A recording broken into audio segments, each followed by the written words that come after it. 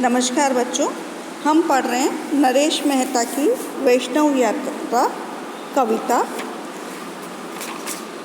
जिसमें हमने कल पढ़ा था या कवि ने वैष्णव यात्रा में बताया है कि वैष्णव संस्कारों के आधार पर धरती तथा अन्य पदार्थों को लेकर अपनी भावनाओं का कवि ने यहाँ पर प्रकाशन किया है। अब उनकी अब आगे की पंक्तियाँ हम पढ़ते हैं।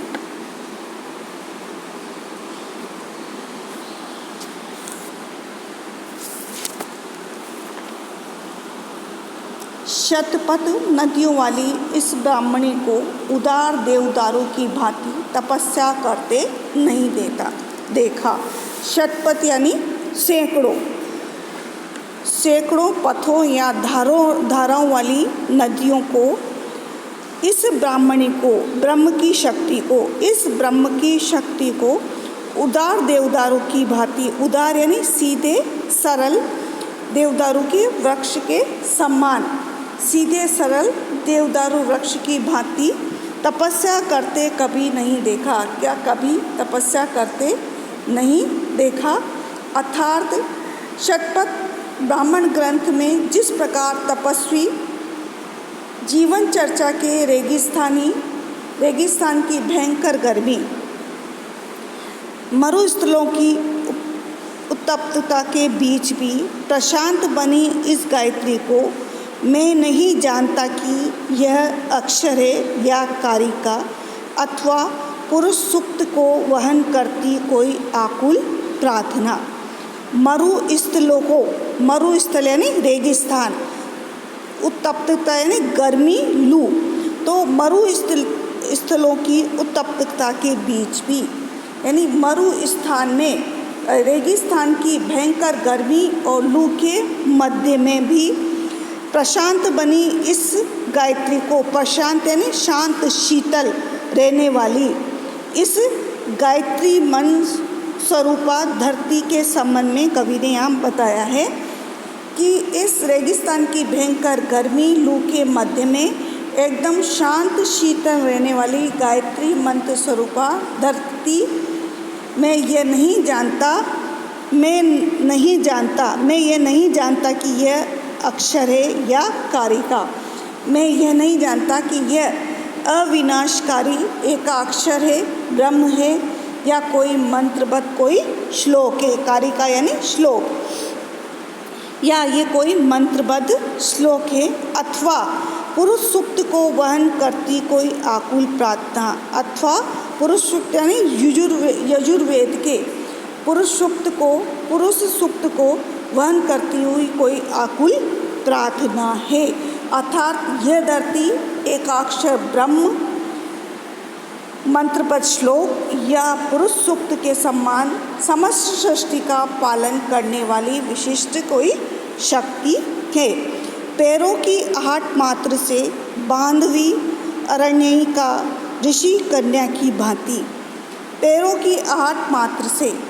अब कवि आगे वर्णन करते हुए कहता है कि पैरों की आहट मात्र से ही बांधवी अरण्यिका, अरण्यिनी है वन में रहने वाली ऋषि कन्या की भांति, ऋषि कन्याओं की तरह यह वनों से घिरी हुई है।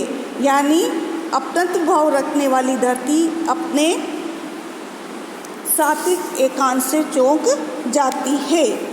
अपने सात्विक एकांत से चौंक पड़ना मुझे अपने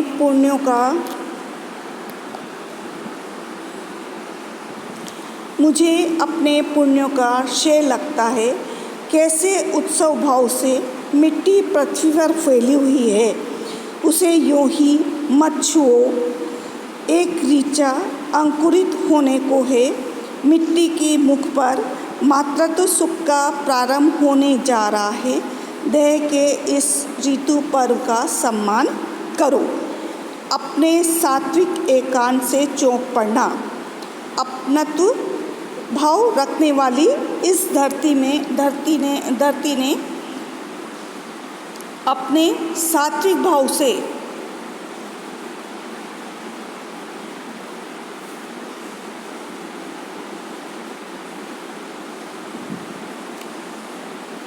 अपने सात्विक एकांत से चौक पड़ना, ये अपने सात्विक एकांत साधना को भंग कर देती है।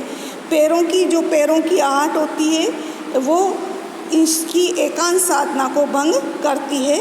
ऐसा लगता है कि मैंने कोई अनुचित, मुझे अपने अपुण्य का श्रेय लगता है। अपुण्य यानी अनुचित अधर्मपूर्ण कार्य, ऐसा लगता है जैसे मैंने कोई अनुचित अधर्मपूर्ण कार्य किया है। कैसे उत्सव भाव से मिट्टी पृथ्वी पर फैली हुई है, कि धरती के ऊपर मिट्टी की जो परत फैली हुई है वह अति उत्सव भाव से चारों तरफ व्याप्त है। कैसे उत्सव भाव से, कैसे उत्सुकता से व्याप्त वो मिट्टी पृथ्वी पर चारों ओर फैली हुई है, व्याप्त है। उसे यूं ही मत छुओ, उसको छुओ यानी स्पर्श करो, उसका स्पर्श पवित्र भावना से करो, उसका स्पर्श ऐसे मत करो, पवित्र भावनाओं से उसका स्पर्श करो। एक ऋचा अंकुरित होने को है, ऋचा यानी वेद मंत्र, अंकुरित यानी अंकुर उठने वाले हैं, क्योंकि इस पर वेद मंत्र रूपी अंकुर उगने वाले हैं। मिट्टी के मुख पर और मुख पर यानी ऊपर, और मिट्टी के ऊपर अंकुर आने वाले हैं। मातृत्व सुख का आरंभ होने जा रहा है, और मिट्टी के ऊपर अंकुर आने से इसे मातृत्व सुख मिलने वाला है। देह के इस ऋतु पर्व का सम्मान करो, ऋतु पर्व यानी पवित्र मातृत्व भाव का, धरती की पवित्र धरती के जननी बनने वाली इस धरती के ऋतु पर्व का मातृ भाव का सम्मान करो। तो यहाँ पर कवि ने गायत्री, ब्रह्माणी, कारिका, पुरुष सूक्त, ऋचा आदि शब्दों का प्रयोग कर साभिप्राय प्रयुक्त किया है। इसमें रूपा, उपमा, रूपक, उल्लेख आदि अलंकारों का प्रयोग हुआ है। आगे देखते नहीं चट्टानें शताब्दियों के बाद जब कृपा नेत्र खोलती है तब वासुदेव का जन्म होता है। उस विराट असंगता के बीच चंचल पत्री का यह जन्म क्या किसी अवतरण की घटना से कम है। दिशाओं पर अर्णलाएँ चढ़ाकर समुद्र को अंगवसनों की भांति समेटे इस क्षमा को मैं नहीं जानता कि यह समाधि है या स्वाहा, अथवा अपने लिए उपनिषद खोजती कोई मंत्र देवता। कवि आगे कहता है कि धरती पर अवतार होने से या उसका विराट स्वरूप धारण करने आदि का वर्णन करते हुए कहता है कि समुद्र में गिरी पृथ्वी को मंत्र देवता के सदृश कवि ने यहाँ पर बताया है। देखते नहीं चट्टानें शताब्दियों के बाद कि धरती पर स्थित जो चट्टानें वे सैकड़ों वर्षों के बाद, सैकड़ों शताब्दी यानी सैकड़ों वर्षों के बाद जब कपाल नेत्र खोलती है, कृपा रूपी नेत्रों को खोलती है, तब वासुदेव का जन्म होता है। जब धरती के ऊपर वासुदेव यानी कृष्ण भगवान का जन्म होता है, अर्थात जन कल्याण की भावना से धरती शताब्दियों के बाद भगवान का अवतार रूप में जन्म देती है। उस विराट असंगता के बीच, असंगता यानी आसक्ति रखने की, उस विराट स्वरूप के बिना आसक्ति रखे, उस विराट स्वरूप के से बिना आसक्ति रखे चंचल पृथ्वी का यह जन्म, चंचल पत्रों वाली इस धरती का उदय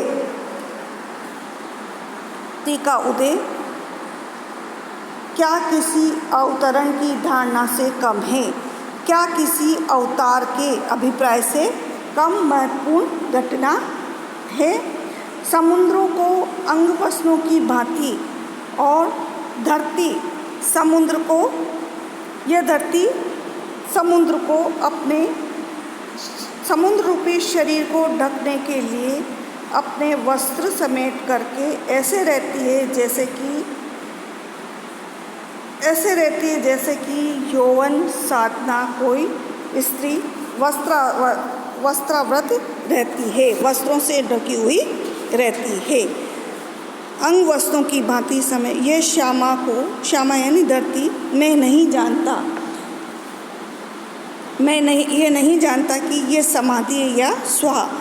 समाधि यज्ञ की समाधि जिसमें कि ईंधन घृत जो आदि काम में लिए जाते हैं, यज्ञ की सामग्री जिसमें ईंधन घृत जो आदि हवन सामग्री में काम लिए जाते हैं। तो मैं इस धरती के संबंध में ये नहीं जानता कि यज्ञ की समिधा है अथवा उसकी आहुति है, या स्वाहा यानी आहुति है, उसकी समिधा है या उसकी आहुति है, अथवा अपने लिए उपनिषद खोजती कोई मंत्र देवता, या अपने लिए उपनिषद खोजती कोई मंत्र देवता है। आशय यह है कि पृथ्वी सब कुछ है तथा उसके विविध स्वरूप हैं, उसके विविध रूप है। यहाँ पर धरती पर भगवान द्वारा समय समय पर अवतार रूप में जन्म लेना और लौकिक का पालन पोषण करना आस्तिक भावना का परिचालक है। पृथ्वी के चारों ओर समुद्र इस तरह से स्थित है जैसे कोई स्त्री रूपा धरती का वस्त्र हो।